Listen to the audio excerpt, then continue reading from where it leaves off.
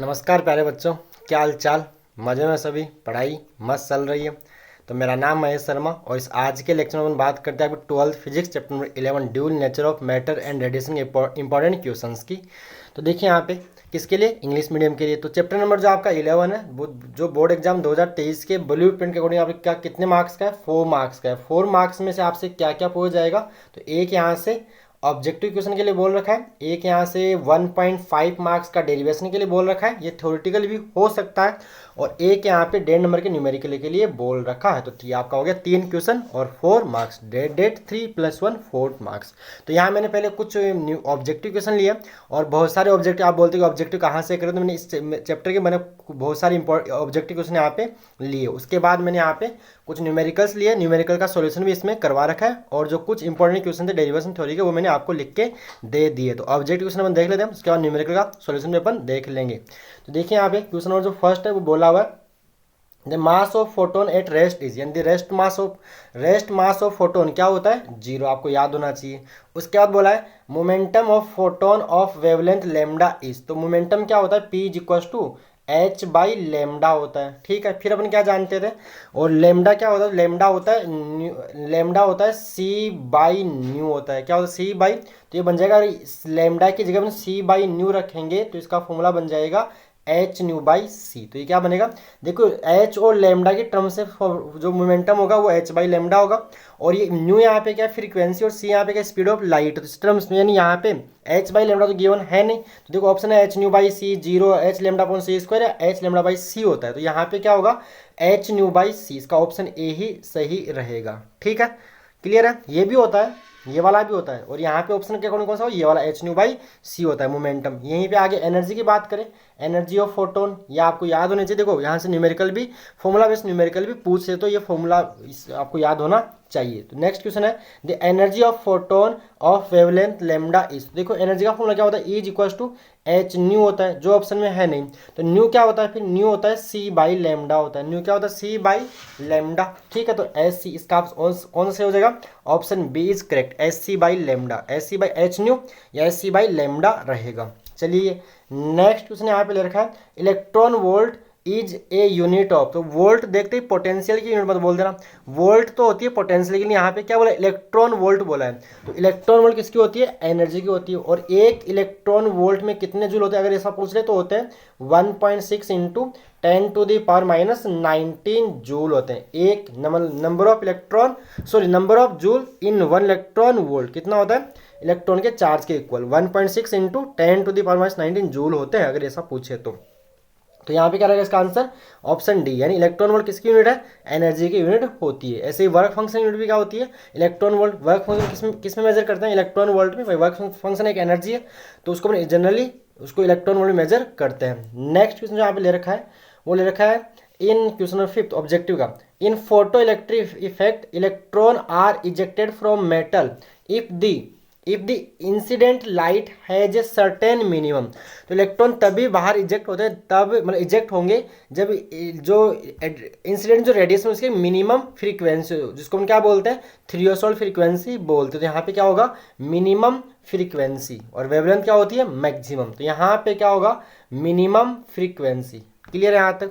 Next question है यहाँ पे as the intensity of incident light ray increases, तो अगर यहाँ से देखिए ग्राफ से देखिए इसको, अगर आप लाइट रे की जो इंसिडेंट रेडिएशन की इंटेंसिटी अगर आप इंक्रीज करोगे तो PEC फोटो इलेक्ट्रिक करंट भी क्या होता है, इंक्रीज होता है। ये ग्राफ भी बन गया किसके बीच में, फोटो इलेक्ट्रिक करंट और इंसिडेंट रे की इंटेंसिटी के बीच में ग्राफ हो गया। तो अगर सीधा इसका आंसर बता देता हूँ आपको, अगर आप इंसिडेंट लाइट की रेडिएशन की इंटेंसिटी को इंक्रीज करोगे तो नंबर ऑफ फोटोन ज़्यादा आएंगे, तो नंबर ऑफ इलेक्ट्रॉन ज़्यादा इजेक्ट होंगे, तो करंट आपका ज़्यादा, और करंट कौन सा होगा, इसको हम बोलते हैं फोटो इलेक्ट्रिक करंट इंक्रीजेज। तो यहाँ पे ऑप्शन कौन सा होगा, फोटो इलेक्ट्रिक करंट इंक्रीज। बाकी आप पढ़ लेना इसका सही कौन सा रहेगा, photo electric current increases. Clear है। और ग्राफ अगर पूछता है, अगर आपको ग्राफ पूछता है कि फोटो इलेक्ट्रिक करंट और इंसिडेंट मतलब इंटेंसिटी के बीच में ग्राफ ड्रॉ कीजिए, तो ग्राफ आपका ऐसा बनेगा, स्ट्रेट लाइन बनेगा पासिंग थ्रू ओरिजिन। ठीक है, नेक्स्ट यहाँ पे जो क्वेश्चन ले रखा है वो ले रखा है यहाँ पे, नेक्स्ट क्वेश्चन यहाँ पे है क्वेश्चन नंबर नेक्स्ट 6 जो बोला हुआ है which one among the following shows particle nature of light. तो देखिए जो बच्चों फोटो इलेक्ट्रिक इफेक्ट है ना, उसको हम तभी एक्सप्लेन कर सकते हैं जब हम लाइट की नेचर क्या मान ले, पार्टिकल। इसको वेव नेचर से प्रूव नहीं किया जा सकता है। तो यहाँ पे क्या बोलेंगे, इसका आंसर कौन सा, photo. Which one among the following shows the particle nature of light, तो ये होगा photo electric effect, photo electric effect. Clear है। नेक्स्ट क्वेश्चन है यहाँ पे, थर्मियोन्स आर, थर्मियोन्स क्या होते हैं, थर्मियोन्स आर। तो देखिए थर्मियोन्स प्रोटॉन नो इलेक्ट्रॉन, यस ये होते हैं इलेक्ट्रॉन जो हॉट कैथोड से इमिट होते हैं। तो थर्मियोन्स क्या होते हैं, इलेक्ट्रॉन ही होते हैं। ठीक है, आगे नेक्स्ट क्वेश्चन की बात कर लेते हैं। नेक्स्ट क्वेश्चन बोला, if the kinetic energy of a free electron double, ठीक है, ऑफ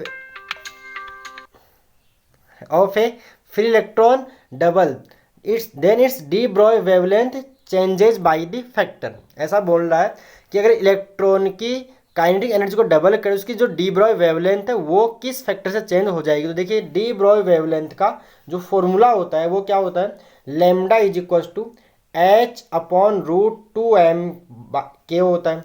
अब ये बोल रहा है काइनेटिक क्या कर दे, डबल कर दे, काइनेटिक एनर्जी क्या कर दे, इलेक्ट्रॉन डबल कर दे, यानी यहाँ पे के को क्या कर देते हैं, 2 क्या कर दोगे, तो लेमडा डैश क्या आएगा, वो आएगा H upon root 2m into में 2 क्या आएगा, तो देखिए यहाँ से रूट 2 आ जाएगा बाहर, यानी लेमडा डैश क्या आएगा, लेमडा बाई रूट 2, तो इसका यानी 1 बाई रूट 2, इसका सही कौन सा रहेगा, तो लेमडा डैश क्या हो जाएगा, लेमडा बाई, तो किस फैक्टर चेंज हो रही है, 1 बाई रूट 2 से, तो इसका option C, option C is correct रहेगा।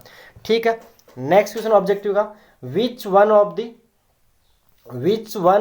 Of the following property does not support wave theory of light. तो देखिए यहाँ पे वेव थ्योरी कौन सा नेचर सपोर्ट नहीं करता, तो देखिए लाइट ओबेज लो ये, तो यहाँ पे भी इसका आंसर रहेगा कौन सा, light shows photo electric effect. और अभी मैंने आपको बोला था फोटो इलेक्ट्रिक इफेक्ट को अपन वेव नेचर से नहीं समझा सकते हैं, इसको अपन पार्टिकल नेचर से समझा सकते हैं। तो यहाँ भी कौन सा होगा, light shows photo electric effect. Clear है। नेक्स्ट क्वेश्चन देखिएगा यहाँ पे, अगला question, what is A D Broglie wavelength of electron having energy 10 kilo electron volt. तो देखिए यहाँ पे एनर्जी यानी के का जो फॉर्मूला होता है बच्चों वो होता है एक तरह से क्यू इंटू वी, और इलेक्ट्रॉन की बात करो तो यहाँ पे के क्या आ जाएगा, ई इंटू वी, और इसकी वैल्यू क्या गिवन है आपको, तो इसकी वैल्यू आपको गिवन है, एनर्जी की वैल्यू गिवन है कितनी, 10 किलो इलेक्ट्रॉन वोल्ट। कितनी गिवन है, इलेक्ट्रॉन कितनी गिवन है, एक मिनट, ये 10 किलो इलेक्ट्रॉन वोल्ट है। तो यहाँ पे इक्वल टू आप 10 किलो इलेक्ट्रॉन वोल्ट करोगे, ई से ई कैंसिल आउट हो जाएगा, तो यहाँ से आपको वोल्टेज कितना मिलेगा, तो यहाँ उससे वोल्टेज मिलेगा आपको 10 किलो वोल्ट। 10 किलो वोल्ट का मतलब है वोल्टेज आपको मिलेगा 10 इंटू 10 टू द पावर 3 यानी 10 टू द पावर 4 वोल्ट मिलेगा। अब आपको वोल्टेज मिल गया है, तो डी ब्रॉय वेवलेंथ का फॉर्मूला क्या होता है, तो लैम्डा इलेक्ट्रॉन होता है, मतलब de Broglie wavelength of electron क्या होती है, 12.27 अपॉन रूट वी एंगस्ट्रॉम होता है। वी की वैल्यू यहाँ क्या पुट करेंगे, 10 टू द पावर 4 पुट करेंगे, सोल्व करेंगे तो 10 टू द पावर 2 बाहर आएगा, तो आएगा 0.1227, तो इसमें 0.12 आपका ऑप्शन सही है, यानी 0.12 एंगस्ट्रॉम। पहले क्या निकालेंगे, वोल्टेज निकालेंगे, कैसे, K is equal to q V जो फॉर्मूला होता है, एनर्जी इज इक्वल टू मतलब चार्ज इंटू वोल्टेज से। चलिए आगे देखिए, नेक्स्ट क्वेश्चन बोला यहाँ पे, kinetic energy of emitted electron depends upon. तो बच्चों काइनेटिक एनर्जी डिपेंड करती है फ्रीक्वेंसी के ऊपर, किसको डिपेंड करती है, जो करंट डिपेंड करता है इंटेंसिटी के ऊपर, और इलेक्ट्रॉन जो बाहर निकलेगा उसकी जो काइनेटिक एनर्जी वो डिपेंड करती है किसके ऊपर, इंसिडेंट रे की फ्रीक्वेंसी के ऊपर। तो यहाँ पे ऑप्शन यानी ए, फ्रीक्वेंसी के ऊपर, किसके ऊपर, ऑन द फ्रीक्वेंसी। क्लियर है। चलिए नेक्स्ट बोलते हैं, आगे है question number next, photo electric equation of Einstein is. तो आइंस्टाइन साहब क्या बोलते हैं कि जो फोटोन है उसकी जो एनर्जी 2 पार्ट में हो जाएगी डिवाइड, कुछ जाएगी कार्यफलन में और बची हुई किस में जाएगी, के मैक्स में जाएगी। अब के मैक्स क्या होता है, हाफ एम वी स्क्वायर, तो यहाँ पे देखिए ये ई क्या हो जाएगा, एच न्यू, और फाई नोट तो फाई नोट है ही, और के को बोला है half M V, M mass of electron, और V M is the velocity, maximum velocity of electron. यहाँ पे option B is correct, option B ही सही रहेगा। क्या बात क्लियर है। नेक्स्ट क्वेश्चन है, वो first experimentally verified the wave nature of the electron. तो बच्चों ये कौन सा है, सीजे डेविसन और LH जर्मर, ठीक है। और यहाँ पे ये भी पूछ सकता है मतलब वो कौन सा एक्सपेरिमेंट है जो वेव नेचर को सपोर्ट करता है, मतलब इलेक्ट्रॉन की वेव नेचर को सपोर्ट करता है, तो वो कौन सा, डेविसन एंड जर्मर एक्सपेरिमेंट, यानी इसका ऑप्शन बी ही सही रहेगा। ये बोर्ड एग्जाम 2022 का क्वेश्चन है वैसे तो। चलिए आगे देखिए, नेक्स्ट क्वेश्चन यहाँ पे बोला है proton and alpha particle, proton and alpha particle have the same D Broglie wavelength, what is same for both of them. दोनों की डी ब्रॉय वेवलेंथ सेम है, तो लेमडा क्या होता है, एच बाई पी होता है, तो यहाँ से पी क्या आएगा, एच बाई लेमडा आएगा। एच तो क्या है, प्लांक कांस्टेंट है, प्लांक कांस्टेंट की वैल्यू आपको ये याद होनी चाहिए 6.63 इंटू 10⁻⁻34, और यूनिट क्या होती है, जूल इंटू सेकंड। अगर आपसे मान लीजिए पूछ ले कि यूनिट ऑफ प्लांक कांस्टेंट तो क्या होता है, जूल इंटू सेकंड, ठीक है। तो यहाँ पे देखिए एच कांस्टेंट होता है, लेमडा ने फिक्स कर दिया, तो इनका क्या सेम हो जाएगा, इनका पी यानी मोमेंटम इनका सेम हो जाएगा। तो यहाँ पे क्या सही हो जाएगा, इसका answer momentum, option D is correct, option D सही रहेगा, मोमेंटम। क्या बात क्लियर है विद कॉन्सेप्ट फॉर्मूला वाइज। चलिए आगे बात करते हैं, नेक्स्ट क्वेश्चन बोला है moving with same kinetic energy which of the following has the longest D Broglie wavelength. एक बोला अल्फा, एक बोला इलेक्ट्रॉन, एक बोला प्रोटॉन, फिर बोला डेटा इनसफिशिएंट। तो देखिए यहाँ पे बोला कि सबकी काइनेटिक एनर्जी सेम है, तो देखिए फॉर्मूला क्या होता है, फॉर्मूला अपना होता है lambda is equal to de Broglie wavelength का फॉर्मूला काइनेटिक एनर्जी के टर्म्स में रूट के अंदर एच अपॉन √2m के होता है। देखिए अब एच कांस्टेंट, ठीक है, के इन्होंने सेम कर दिया है, तो लेमडा किसके इनवर्सली प्रोपोर्शनल होगा, √m के होगा प्रोपोर्शन, जिसका मास क्या बोला लॉन्गेस्ट होगा, जिसका मास मिनिमम होगा उसकी डी ब्रॉय वेवलेंथ सबसे ज़्यादा होगी। तो देखिए जब बात करें तो अल्फा, इलेक्ट्रॉन और प्रोटॉन सबसे मिनिमम मास किसका होता है, इलेक्ट्रॉन का होता है, कि इलेक्ट्रॉन का होता है ना, तो इलेक्ट्रॉन की डी ब्रॉय वेवलेंथ सबसे मैक्सिमम रहेगी। तो इसका आंसर क्या रहेगा, आंसर रहेगा इसका इलेक्ट्रॉन, लॉन्गेस्ट तो ये रहेगा इलेक्ट्रॉन, कौन सा रहेगा, इलेक्ट्रॉन इसका आंसर रहेगा। क्या बात क्लियर है। ये थे कुछ ऑब्जेक्टिव क्वेश्चन जो मैंने काफ़ी ज़्यादा मात्रा में लेने की कोशिश की है। चलिए आगे बात करते हैं, यानी आप देखिए ये लेक्चर देखने के बाद आपका जो चैप्टर नंबर 11 है लगभग आपका कवर कंप्लीट ही हो जाएगा। मैंने इसमें लगभग सारे क्वेश्चन ही ले लिए हैं, है ना, मतलब आपका मैक्सिमम आप इन क्वेश्चन से आपका पूरा चैप्टर का एक तरह से रिवीजन ही हो जाएगा, आप ये मान लीजिए, ठीक है, हो ही जाएगा। मैंने लगभग सब कुछ लगभग सारे क्वेश्चन इसमें कवर किए हैं इस पेपर के अंदर। चलिए आगे न्यूमेरिकल ले रखे हैं, तो न्यूमेरिकल देखिए क्या बोला है, a monochromatic light source of frequency given 6 into 10⁻14 hertz is emitting energy at the rate of 2 into 10⁻³ joule second, calculate the number of photon emitted per second by the source. तो बच्चों इसका formula होता है P is equal to N E, क्या होता है, P is equal to N E, जहाँ where P is the power, N is number of photon emitted per second, and E is the energy H new. तो यहाँ इसका solution आपको नीचे में देखा, आपको पावर गिवन है, देखिए पावर क्या है, ये जूल पर सेकंड, यूनिट से पहचानिए, यूनिट क्या है जूल पर सेकंड, और जूल पर सेकंड क्या होता है पावर, तो ये पावर ये आपको गिवन है। एट द एमिटिंग एनर्जी, तो एनर्जी नहीं है, एट द रेट दे रखा है, तो ये क्या हो जाएगी, पावर गिवन है आपको, और एनर्जी आपको इससे निकालनी पड़ेगी फ्रीक्वेंसी से, एच न्यू से, किससे, एच न्यू से। तो फॉर्मूला लगा दीजिए सीधा, E P is equal to N E, P is equal to, तो यहाँ पे फ्रीक्वेंसी गिवन है, पावर गिवन है, तो number of photon emitted per second P is equal to N E, तो यहाँ से N is equal to P by, और E को लिखा एच न्यू, वैल्यू पुट की, सोल्व करेंगे तो अपने को आंसर इसका मिल जाएगा कितना, और अप्रोक्स यानी ये 5.03, अब ये तो फोटोन है तो या तो 5, 6 ऐसा कुछ होगा नंबर, एक इंटीग्रल वैल्यू होगी, तो 5 into 10⁻15 फोटोन पर सेकेंड, ये इसका आंसर हो गया। क्लियर है। नेक्स्ट क्वेश्चन यहाँ पे बोला है this threshold frequency for caesium metal is 5.16 into 10⁻14 hertz, determine its work function. तो बच्चों यहाँ से क्या होता है, या तो आपको थ्रेशोल्ड फ्रीक्वेंसी देके वर्क फंक्शन पूछ लेगा, या वर्क फंक्शन देके फ्रीक्वेंसी या लेमडा भी पूछ सकता है, इसका अपोजिट भी, यानी वर्क फंक्शन यहाँ से यहाँ वर्क फंक्शन पूछ रहा है, अब वर्क फंक्शन देके फ्रीक्वेंसी या वेवलेंथ भी पूछी जा सकती है, तो वो भी आप देखना, और यहाँ फ्रीक्वेंसी मैंने वर्क फंक्शन का बता ही दिया। तो यहाँ वी नो ये गिवन आपका न्यू नॉट गिवन है, तो वर्क फंक्शन क्या होता है एच न्यू नॉट, तो यहाँ पे एच, तो हालांकि एच की वैल्यू आपको न्यूमेरिकल में मिल जाएगी,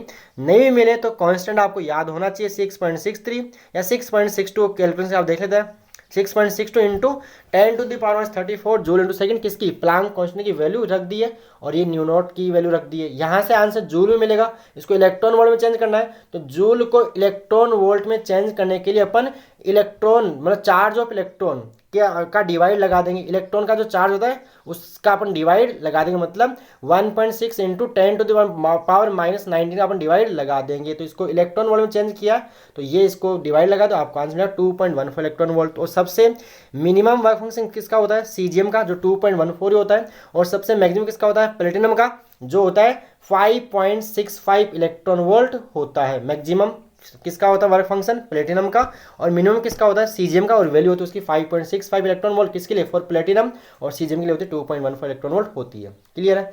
चलिए नेक्स्ट क्वेश्चन यहाँ पे बोला है कैलकुलेट एनर्जी ऑफ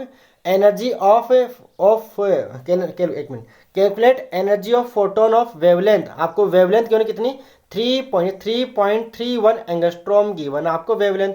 आप क्या निकालनी है, एनर्जी निकालनी है। तो फोटोन की एनर्जी का फॉर्मूला अभी देखा था अपने, एच न्यू, यहाँ पे न्यू तो गिवन है नहीं, लेमडा गिवन है, तो in terms of lambda h c by lambda. अब देखिए यहाँ लेमडा 3.31 ना, तो यहाँ पे जो वैल्यू एच की आप 6.63 ना लेके 6.62 ले लो, ताकि ये इससे 2 टाइम डिवाइड हो जाएगा, तो यहाँ से 6 आ जाएगा। अब इसको क्या करना अपने को, ये आंसर जूल में आ रहा है, ये भी सही है। अगर इलेक्ट्रॉन वोल्ट में चेंज करना है तो क्या करेंगे, इलेक्ट्रॉन का जो चार्ज उसका अपन डिवाइड लगा देंगे, तो आपको आंसर मिलेगा 3.75 किलो इलेक्ट्रॉन वोल्ट। इसका आंसर आपको मिल जाएगा। क्या बात क्लियर है। आगे बात है ए बॉल ऑफ मास, ये डी ब्रॉय वेवलेंथ से मतलब डी ब्रॉय कॉन्सेप्ट से क्वेश्चन है। ठीक है, क्या बोला, a ball of mass of 0.12 kg is moving with a speed of 20 meter per second, calculate its de Broglie wavelength. आपको इसकी डी ब्रॉय वेवलेंथ बतानी है। तो देखिए डी ब्रॉय वेवलेंथ क्या होती है, लेमडा इज इक्वल टू क्या होता है, lambda is equal to h by p होता है। चलो आपको पूरा डी ब्रॉय का रिवाइज करवा देते हैं। फिर पी होता है मोमेंटम, तो मोमेंटम को क्या लिखना होता है, √2m के लिखना होता है, √2m के। देखिए m के मेरा नाम है महेश कुमार, इसको 2 से कर दीजिए मल्टीप्लाई और ऊपर लगा दीजिए स्क्वायर रूट, तो ये आ जाएगा P is equal to √2m के, P is equal to √2m के। और अगर इसको वोल्टेज में लिखना पड़ता है ना, तो वोल्टेज में लिखने के लिए K की जगह लिखा जाता है Q, where Q is the charge, जो अगर मान लो चार्ज पार्टिकल उसका चार्ज रहेगा, और V क्या रहेगा इसका वोल्टेज, जिस पोटेंशियल को एक्सेलरेट किया है वो पोटेंशियल डिफरेंस रहेगा। तो ये यहाँ पे लेमडा बराबर h बाई √2m³ भी इसको अपन बोल सकते हैं। तो ये आप P के टर्म्स में, P को अपन क्या बोल सकते हैं आगे, फिर P को अपन m इंटू, अगर आपको मास और वेलोसिटी गिवन है तो P की जगह लिखेंगे m इंटू वी लिखेंगे। क्या बात क्लियर। तो ये हो गया h by p, h by m v, या h बाई √2m के, या h बाई √2m³v। यही डी ब्रॉय के फॉर्मूले हैं, डी ब्रॉय वेवलेंथ के। अगर आपको मोमेंटम दे रखा है तो सीधा h बाई पी कर लीजिए, मास वेलोसिटी गिवन है तो h बाई एम वी कर लीजिए, आपको काइनेटिक एनर्जी गिवन है तो h बाई √2m के कर लीजिए, आपको वोल्टेज गिवन है तो h बाई √2m³ कर लीजिए। और इनको आप याद कर लीजिए। इलेक्ट्रॉन के लिए डी ब्रॉय वेवलेंथ का फॉर्मूला आगे बता दूंगा, अभी न्यूमेरिकल भी वैसे लिखा जो होता है 12.27 अपन √v एंगस्ट्रॉम होता है। चलिए सवाल करते हुए, ये तो है आपका डी ब्रॉय वेवलेंथ। तो देखिए यहाँ पे आपको m गिवन है, v गिवन है, तो ये h बराबर h बाई पी, h की जगह mv रखा और वैल्यूज रख के सोल्व करने पे आंसर मिल रहा है ये वाला, ये इसकी होगी डी ब्रॉय वेवलेंथ का, डी ब्रॉय वेवलेंथ की वैल्यू रहेगी। क्लियर है। आगे क्वेश्चन वोल्टेज देखें, और जो ये वाला क्वेश्चन है बोर्ड का बड़ा ही फेवरेट क्वेश्चन, ये क्वेश्चन हर बार ही देते रहते हैं। वोल्टेज देके इलेक्ट्रॉन की डी ब्रॉय वेवलेंथ पूछ लेता है। तो देखिए बिल्कुल आसान क्वेश्चन और बोर्ड का फेवरेट क्वेश्चन है जनरली। तो यहाँ पे बोला calculate D Broglie wavelength associated with an electron associated, मतलब यहाँ पे लिखना चाहिए था असलेरेटेड, क्या लिखना चाहिए, accelerated through a potential difference of 10⁴ volt. तो जब बच्चों वोल्टेज देके डी ब्रॉय वेवलेंथ पूछता है तो फॉर्मूला होता है इलेक्ट्रॉन का 12.27 अपॉन √v एंगस्ट्रॉम होता है। प्रोटॉन का पूछे तो 0.286 अपॉन √v एंगस्ट्रॉम होता है। और आप ऐसे अल्फा भी देख लेना और ड्यूटेरियम भी देख लेना है, ठीक है। तो यहाँ पे जनरली इलेक्ट्रॉन का पूछता है, जो आपको वोल्टेज गिवन है तो यहाँ v की वैल्यू पुट कर दीजिए और सोल्व कर लीजिए। 10⁴ स्क्वायर रूट के बार ये आएगा, तो सोल्व करने पे आंसर है मैंने इसको राउंड फिगर में बोल दिया 0.123 एंगस्ट्रॉम। क्लियर है यहाँ तक। तो ये आपका हो गया न्यूमेरिकल, ठीक है। अगर वोल्टेज देके पूछता है तो ये वाला रहेगा। आगे जो क्वेश्चन ले रखे हैं ये आपके सैंपल पेपर 2023 का क्वेश्चन है। Find the ratio of D Broglie wavelength of A proton और साथ में होगा alpha, proton and A alpha particle accelerated by the same potential difference, यानी दोनों को सेम पोटेंशियल से अगर अपन एक्सेलरेट कर रहे हैं तो उनकी डी ब्रोय वेवलेंथ का रेशियो क्या रहेगा, ये अपने को बताना है। तो यहाँ में थोड़ा सा मेरे से लिखने में थोड़ी सी गलती हो गई थी, तो इसको आप माफ करना। आगे देखिए इसका सॉल्यूशन आगे देखिए। गिवन क्या क्या अपने पास, गिवन है यहाँ पे वी प्रोटॉन और वी अल्फा दोनों का सेम बोला, उसको वी बोल दिया।